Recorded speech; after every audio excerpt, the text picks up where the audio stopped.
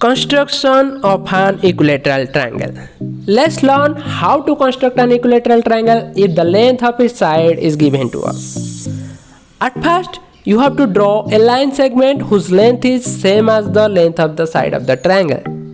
Let its name be AB. Here we have constructed AB line segment of length 8 cm. Means we are going to construct the triangle, the equilateral triangle of side 8 cm. Next, construct an arc with center B and the radius of the arc should be same as the line segment AB, that is 8 cm. Then construct another arc with center A and the radius B as the previous one to intersect the first one at point C. Here you go, you have got the three vertices A, B and C. Join the vertices B and C, then A and C to get the triangle ABC. Now we have constructed the equilateral triangle ABC of side 8 cm.